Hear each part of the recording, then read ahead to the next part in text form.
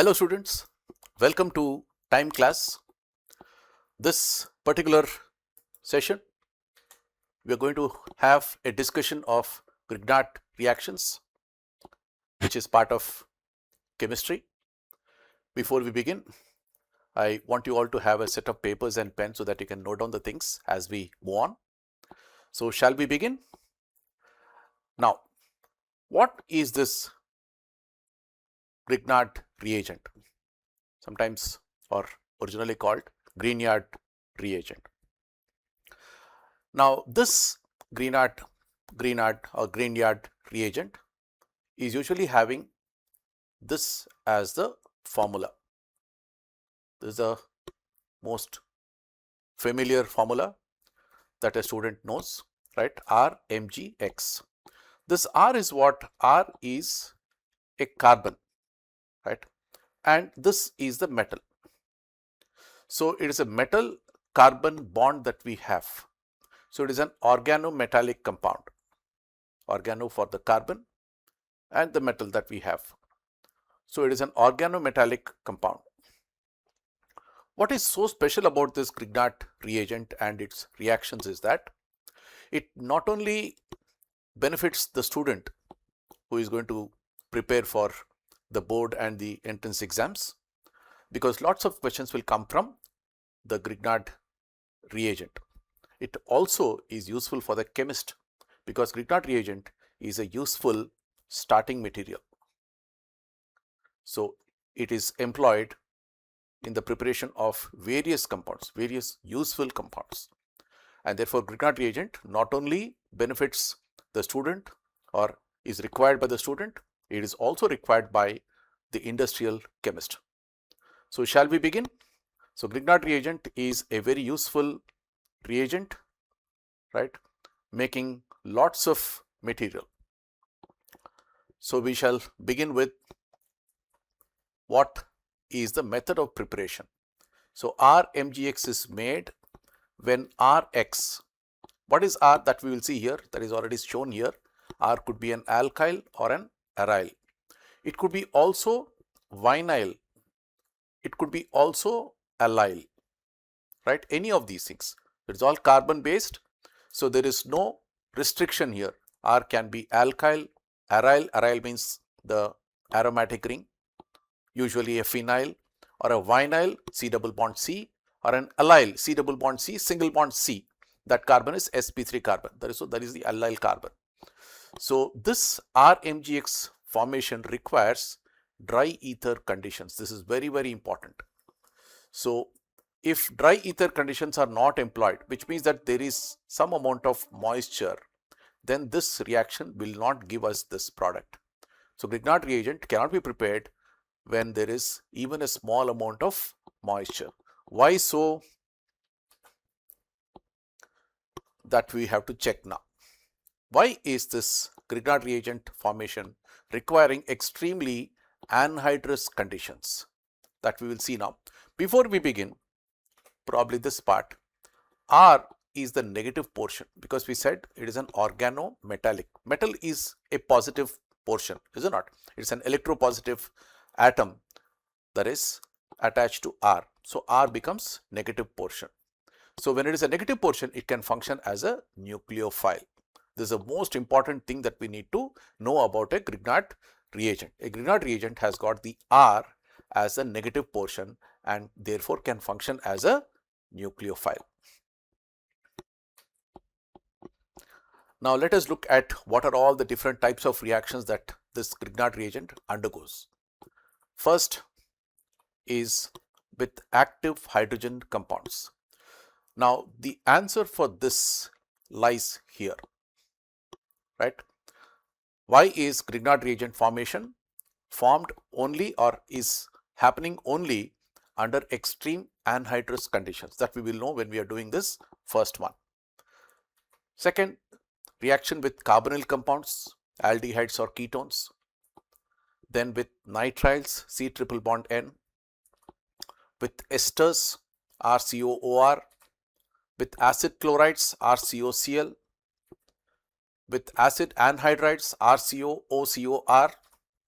With carbon dioxide, and finally with epoxides. Epoxide is a closed ring. It's an ether in a cyclic compound. So it's a cyclic ether. So these are all the reactions that we are going to look at. So once we are through, we will test our knowledge. So shall we begin? The first one with active hydrogen compounds. I have chosen here a few substances whose pKa values are given.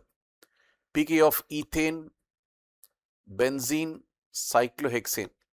Shall we call these as hydrocarbons? Are they not hydrocarbons? They are hydrocarbons, is it not? And these are the ones that are considered as active hydrogen compounds. Active hydrogen compounds are those which give out H+.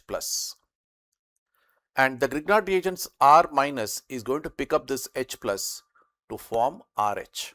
This is the reaction, right? So when Grignard reagent RMgX is there in the presence of an active hydrogen compound, what is going to happen to it? It is going to convert into RH. So RMgX is not going to remain. So let us look at that. So RMgX, if I take, let us say, water. Where is water? Water is here. I'll write here HOH. I'll put it like this. What is going to happen? This is going to form RH plus MgXOH.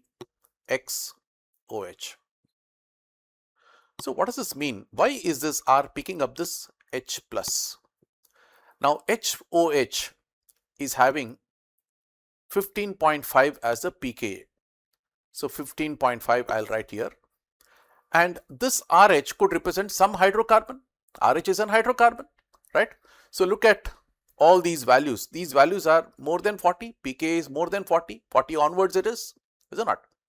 So between HOH and the RH, which do you think is more acidic?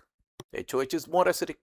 So when HOH is more acidic, it is going to give us H+, right? When H+ is given out, the R takes up the H+ to form RH. The reverse reaction won't take place because this is a weak acid, that is a strong acid. So weak acid cannot displace a strong acid from its salt. So let us take that this is a salt of strong acid, and this is salt of weak acid, right? So reverse won't happen. So the reaction is running in the forward direction, which means that whenever you have a hydrocarbon, right, and any of the active hydrogen compounds, we find that the hydrocarbon is less acidic because the pKa value is so high, right, that it is easily formed when an active hydrogen compound is treated with RMgX. So not only HOH, also alcohol. We have alcohol, we have ammonia, we have methanamine, we have phenol, acetic acid, picric acid, acetyl acetone.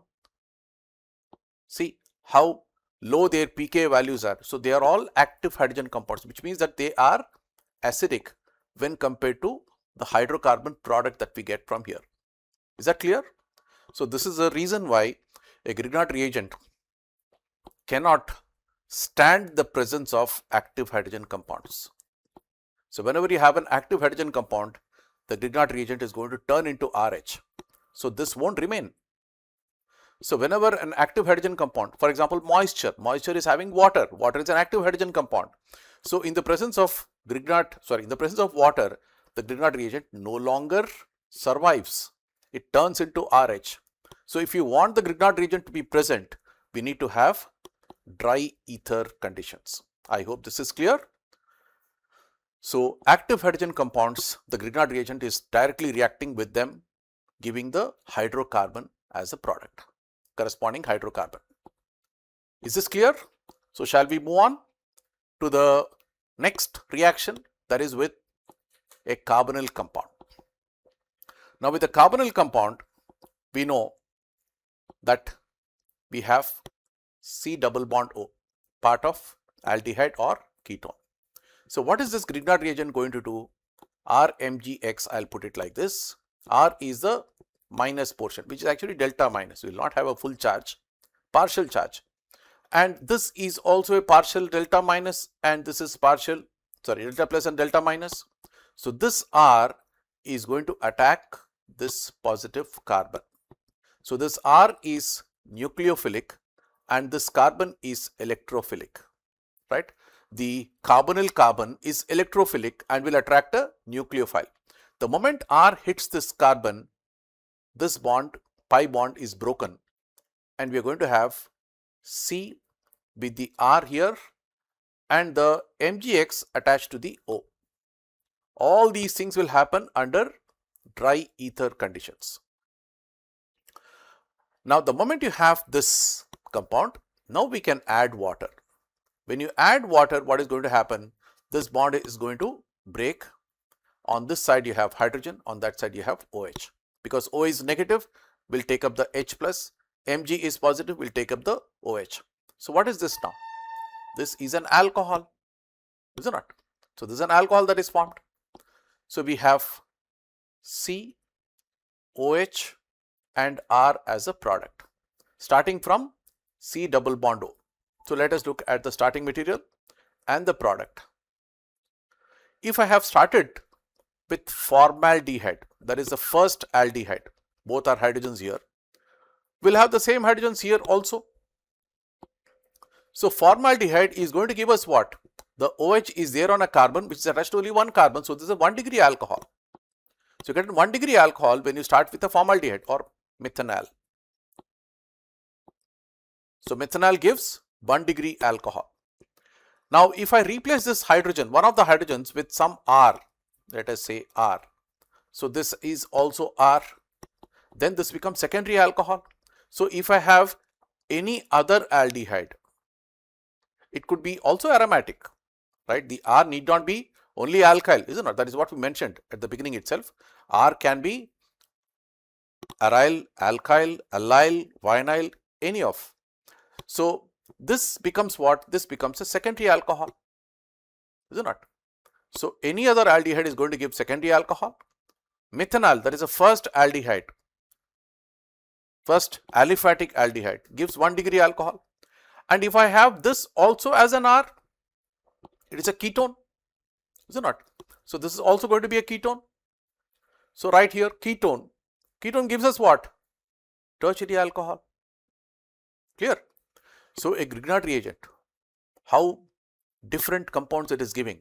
It can give a 1 degree alcohol when treated with methanol, or a 2 degree alcohol when treated with any other aldehyde, or a 3 degree alcohol when treated with a ketone, right? These are all the things that we understand from the Grignard reagents reaction with carbonyl compounds. Clear? So these are the 3 things that we need to note. So a ketone is going to give 3 degree alcohol, any other aldehyde gives 2 degree alcohol, and the first aldehyde, methanol, which is aliphatic, gives us 1 degree alcohol, right? The initial condition is to be maintained, dry ether, followed by water. Clear? Shall we move on to the next reaction? I hope this is clear. This is with nitrile. Nitrile means what? Nitrile means C triple bond N, isn't it? So you start with a C triple bond N and then write the RMGX once again. And this is the delta plus, this is a delta minus. And this we know is delta minus and that is delta plus. So the R is going to attack the carbon and this pi bond will break. And what are we going to get?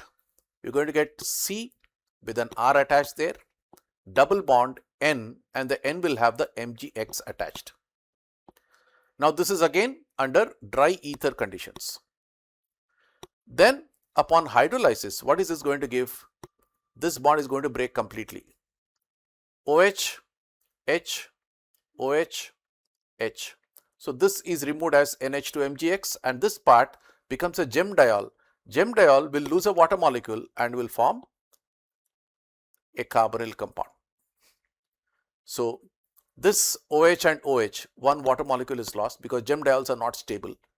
So if you have started with some RCN, we'd have a RCOR. So this is a ketone. So a nitrile is going to turn into a ketone. It could be aromatic or aliphatic, not going to matter. So you're going to get a ketone here.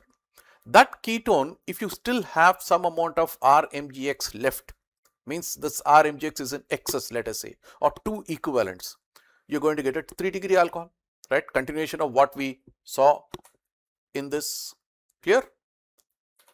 So the same thing will happen. So it is nitrile to ketone to a tertiary alcohol. That sequence we need to know. We need to internalize and then use when the opportunity strikes. Yes. So shall we move on to the next question? Next reaction rather. With esters. So with esters, we are going to take up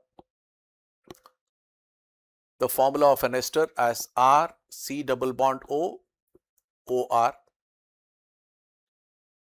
and then RMGX once again, the Grignard reagent, and this is the delta plus and this is the delta minus. So this delta minus is going to attack the delta plus here, nucleophilic attack, and this OR is lost. OR is a good leaving group, as you will see now. Between acid derivatives, acid chloride has the maximum, what shall we say, reaction with a nucleophile.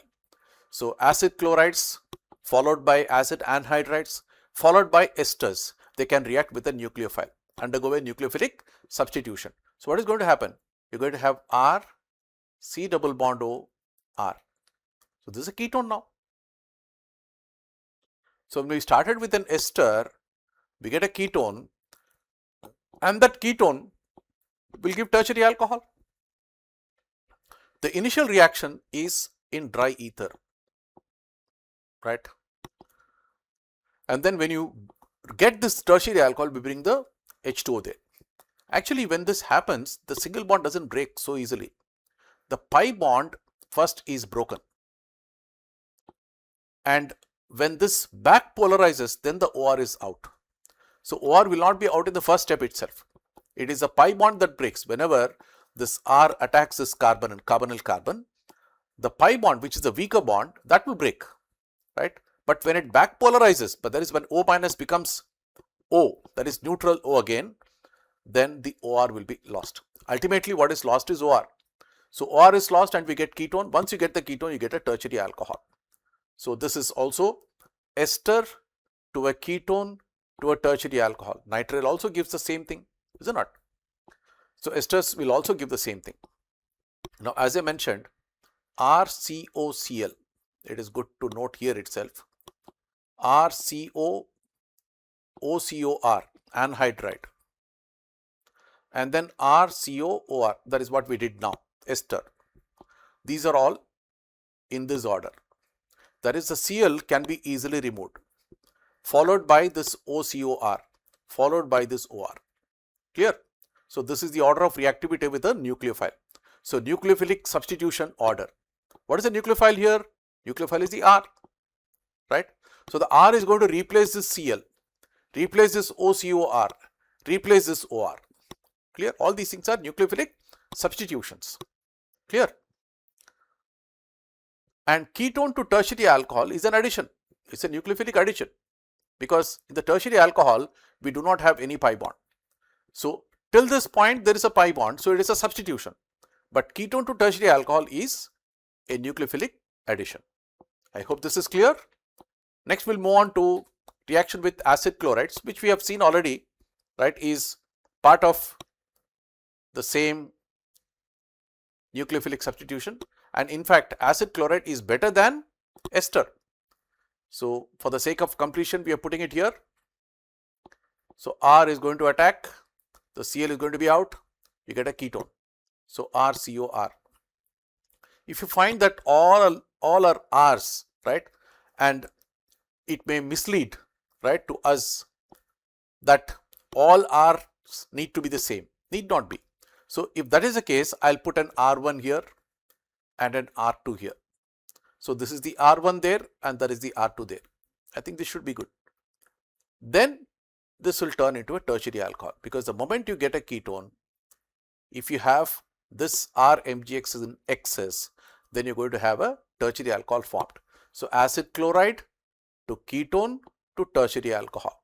Again, So how many cases you find ketone being formed in the first step, and then second step is the old one that we have seen already, ketone to tertiary alcohol. Clear? Next, acid anhydride. Again, for the sake of completion, I am doing it here, though you already know it. So R C double bond O, O C double bond O, and then R, and then R MgX. Again, this R is going to hit this carbonyl carbon, and this RCO minus is out. So you get again a ketone, again a ketone, again a tertiary alcohol. Clear? Next, with CO2, carbon dioxide is also going to react with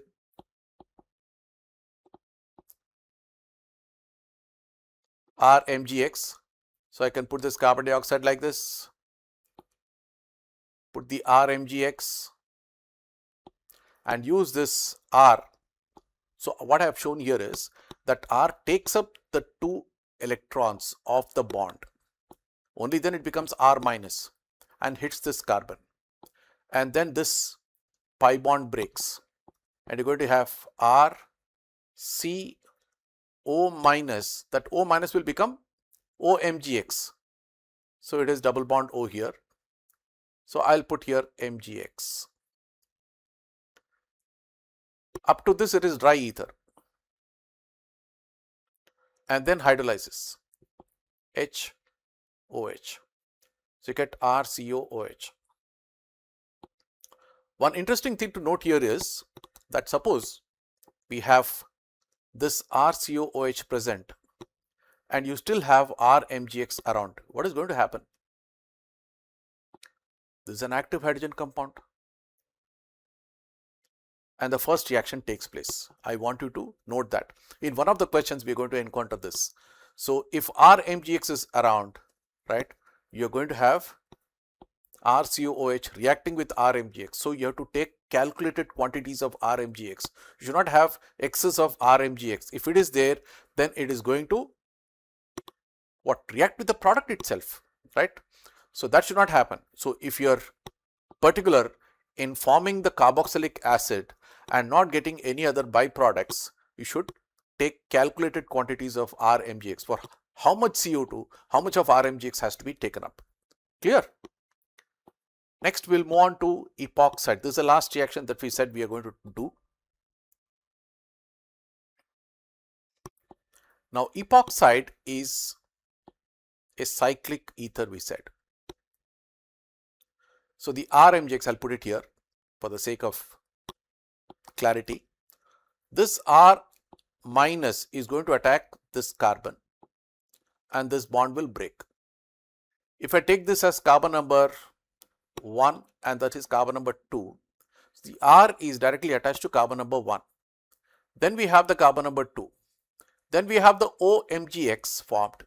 That OMgX will ultimately turn into OH upon hydrolysis. So you get a primary alcohol. So RCH2, CH2, OH. You get a primary alcohol. With an epoxide, you are going to get a primary alcohol. Now let us say that you have an epoxide of this kind, where there is an R attached and we have the RMgX going to react. Now where does this R go? See, this is sterically hindered compared to this carbon because here you have only hydrogens. There is hydrogen no doubt, but there is also an R. So it is sterically hindered. So steric hindrance is there in that, on that carbon. So the R is going to attack this carbon and this O is going to go. So you have R, CH2, then CH with an R and then OH ultimately. So here what do we find?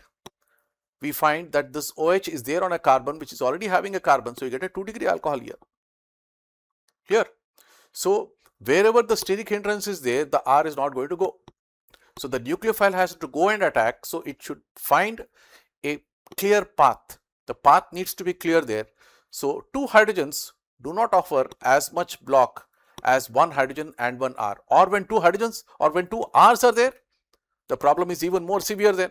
So steric hindrance will see to it that the R doesn't go to that part. So these two things we need to note. So steric hindrance is a very important thing that we need to know when we are dealing with formation of or reaction of Grignard reagent with epoxides. I hope this is clear. So now are we in a position to take questions? Yes. The very first question. Reaction of Grignard reagent C2H5 MgBr with C8H8O followed by hydrolysis gives a compound A which reacts instantly with Lucas reagent. So we know that this is going to be a tertiary alcohol, right? We know that the tertiary alcohol will immediately turn into a tertiary halide. Tertiary alcohols are very reactive, is it not? So this will give us instant reaction with Lucas reagent. Lucas reagent is what? Concentrated HCl and zinc chloride anhydrous combination. So we need to have a tertiary alcohol, and the tertiary alcohol will form a tertiary alkyl halide. Now this is C2H5, that is the R portion of the Grignard reagent, and this is C8H8O, and look at how many carbons are there. 10 carbons are there, 2 from here and 8 from there. 5 hydrogens and 8 hydrogens, so 13 hydrogens there. Clear? And then a Cl there. So here what we find is we have options here. So let us look at the options. Now where is the tertiary alkyl halide? This is primary. This carbon is attached to only one carbon. This carbon is also primary. This is primary. This is also primary.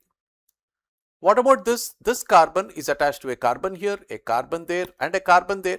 So it is tertiary there. So this is the one that is going to be the product. So this carbon is having only one carbon here and one carbon there. So it is 2-degree carbon. So this is the answer now. So let us look at the starting material, what it would have been. So benzene ring, I'll put with the circle there. Then C, then the C2H5, that is a C2H5 there. And wherever the Cl was there, it was OH. And now we have a CH3. Clear? So Grignard reagent formed this, and this on treatment with Lucas gave that with a 3-degree alcohol, and you got the turbidity there. Now before the Grignard reagent came in, what was the carbonyl compound that we have? It was this, because from the Grignard reagent we got the C2H5.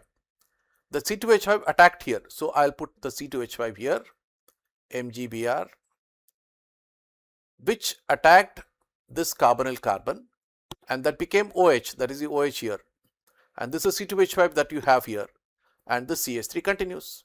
Clear? So acetophenone was the starting material. Look at how many carbons are there. 8 carbons are there. Hydrogens 3, 4, 5, 6, 7, 8. Yes. So C8H8O it is. Clear? So we have tracked. We have got C8H8O. Clear?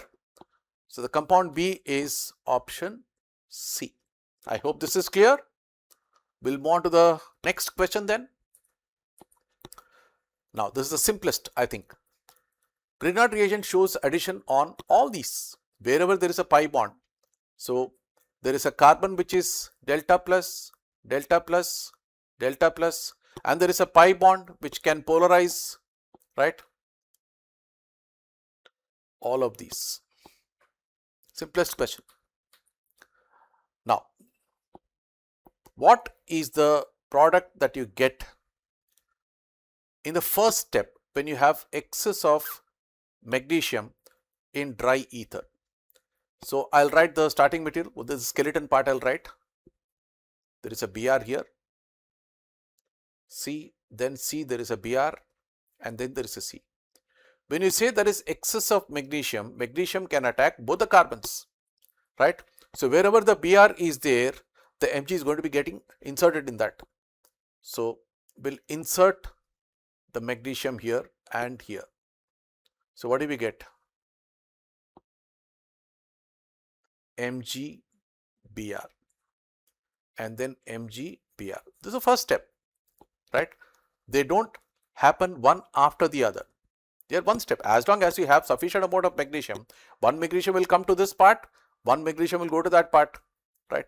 And form the Grignard reagent. So there are two RMgX formed. This is the RMgX, RMgX. Clear? So this is ether, diethyl ether. Diethyl ether is usually the ether that we use as the medium, right? Which will not have water. So dry ether, when you say dry ether, it means that it is diethyl ether without water. I hope this is clear. Next question. Now here we have been given 4 options here. The aldehydes which will not form Grignard reagent with just one equivalent of Grignard reagent. Now there is only one carbonyl group here. So one RMgX is sufficient for this. There is one carbonyl group here. So one RMgX will be sufficient for this. But then look at this part. There is a carboxylic acid. So this is the active hydrogen compound. So one more RMgX is used here. So here 2 equivalents. Here it is 1 equivalent. And look at this. This requires 1 RMgX, no doubt. And this part doesn't react with that because it is only an ether there. So this is 1 equivalent. Look at this. Again 1 RMgX required here. And then here again you have active hydrogen compound. It's an alcohol. We know that alcohol has got 16 to 19 as the pKa. So this is again 1 more RMgX required here. So this also requires 2 equivalents. So B and D require 2 equivalents, not just 1 equivalent. So B and D or option 2 is the answer. I hope this is clear. So A and C require only 1 equivalent of the RMgX. Next question. Now this cannot be prepared by. Now what are 1, 2, 3 and 4? Are they all carbonyl compounds? Yes, they are carbonyl compounds. So let us check. The first one is C double bond O, H and H. What does the Grignard reagent do? Will bring one R and that is going to become OH. Is it not? So take this Grignard reagents R. In addition to that, there are 2 hydrogens required. Are there 2 hydrogens here? There are no hydrogens here. So it cannot be 1. Look at 2. I need to take another pen here because the background is requiring it. So a pH and a CH2CH3 and a CH3 are present here. pH, a CH2CH3 and a CH3. Yes, so 2 is okay. What about the third one? There is a pH, there is a CH3, there is a CH3CH2. That is what you required. A pH, a CH3 and a CH2CH3. So 3 is also okay. What about the third one, fourth one? You have a CH3CH2, you have a CH3 and you've got a pH. So another combination. So 2, 3 and 4 can give this product because they have the starting, right, groups and the group coming from the Grignard reagent. Whereas 1 has got 2 hydrogens which are not there in the product. So 1 is not going to give us the product. Clear? The order of reactivity, I think this is one of the simplest questions. Once again, you know that this X needs to be a good leaving group. So leaving group is iodine more than bromine more than chlorine. So we have option A as the answer. Clear? So leaving group is also a very important thing because the RX bond needs to break to accommodate the Mg. Therefore, to break, you need a good leaving group. Clear?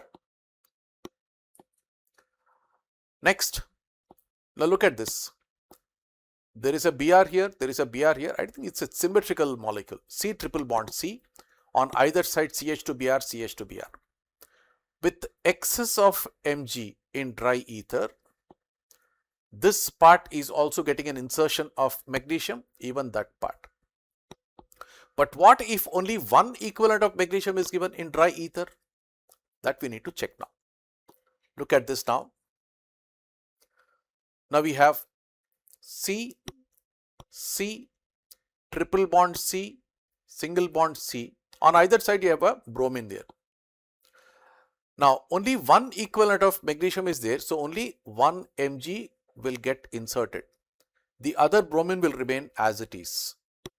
The moment this is formed, you know that the molecule is not a straight molecule. Though it is a straight chain, you have a bend at every carbon, right? For example, here there is a 180, there is a 180, and here there is an angle there, tetrahedral angle, here a tetrahedral angle. So this is the R, which is delta minus. It can undergo an internal nucleophilic substitution and the Br is out. So what will form? This MgBr and that Br will go out as MgBr2. So what is left now? C triple bond C, a carbon, and a bond. This should form now. In fact, this is there in option B, cyclobutane.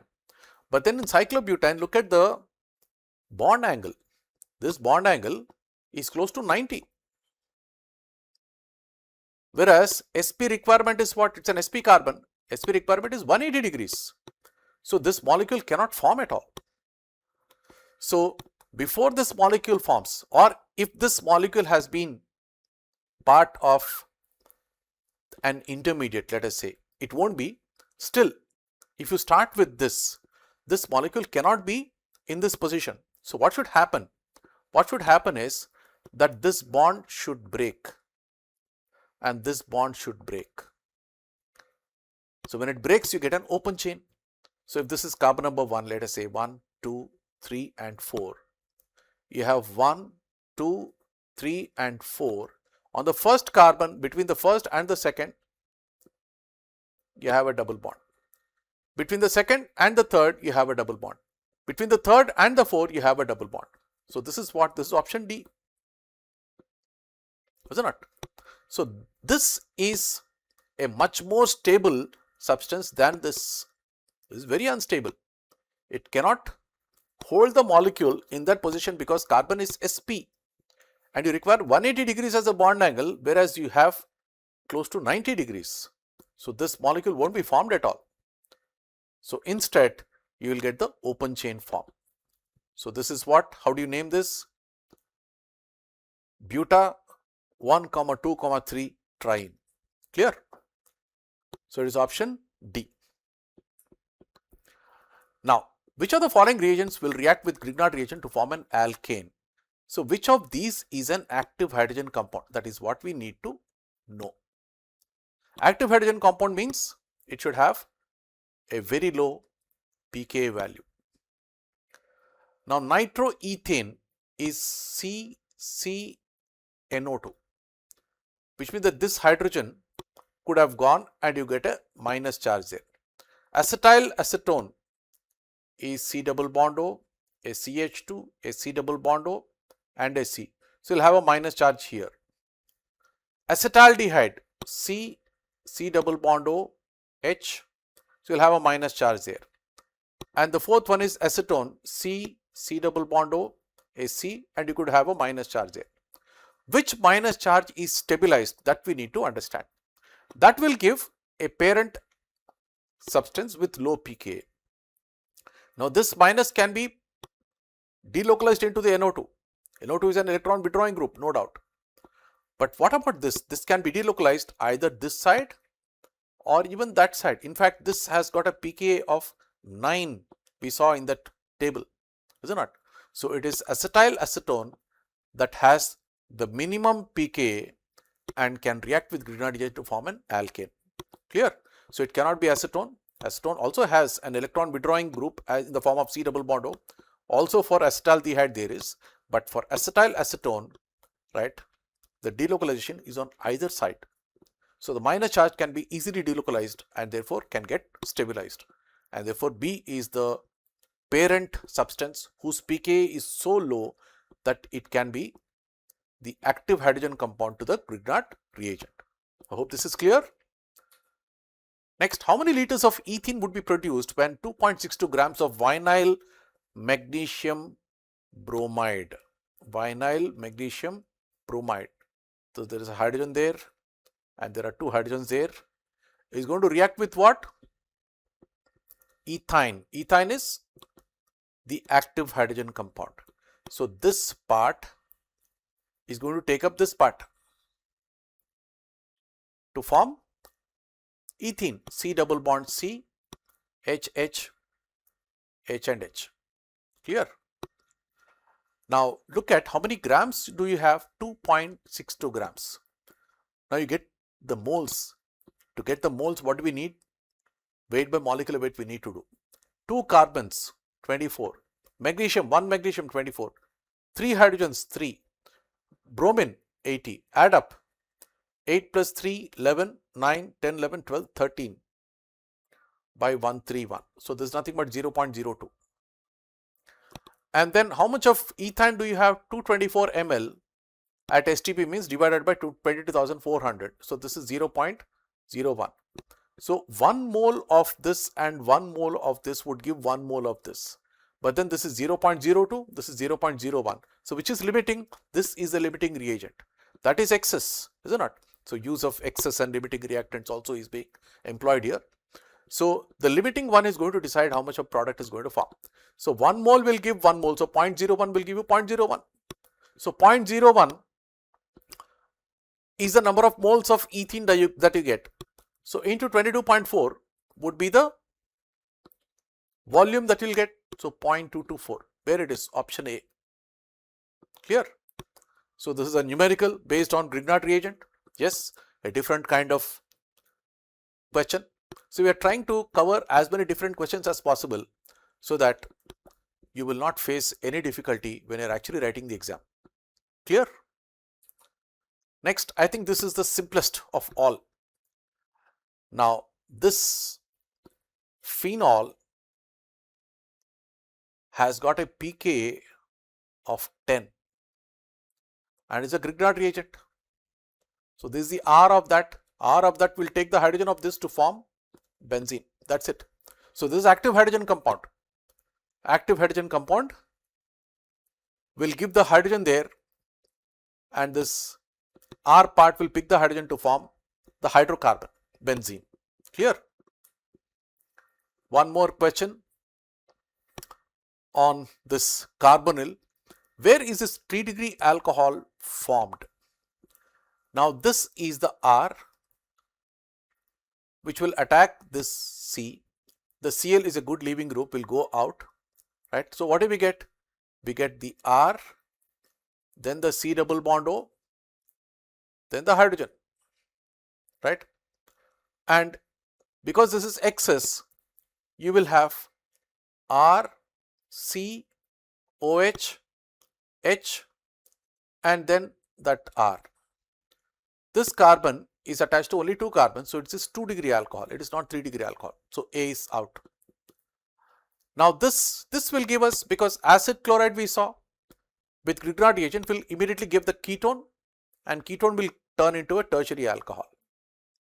Again acid anhydride, so this will go out, that will go out there. Again you will get a ketone and from ketone you get a tertiary alcohol because this is again in excess. And then this is CH3 going to attack the C. It is not the Cl that goes out, sorry, it is not the OAT that goes out, it is a Cl that goes out because we saw acid chloride more than acid ester, is it not? So what do we get? So CH3, C double bond O, OET. Again you got an ester. So from the ester, you get a ketone. From the ketone, again you get a tertiary alcohol because you have not been given that it is 2 equivalents or 3 equivalents, it is an excess. So B will give, C will give, D will give, only A doesn't give. A gives a 2-degree alcohol. I hope this is clear. Next, look at this, which is a good leaving group. Good leaving group is bromine. So Mg will get inserted here. The moment you get Mg there, the next is reaction with active hydrogen compound. Instead of active hydrogen, it is active deuterium compound. So wherever the MgBr is there, that is going to become D. Option A. The Cl will be left, right?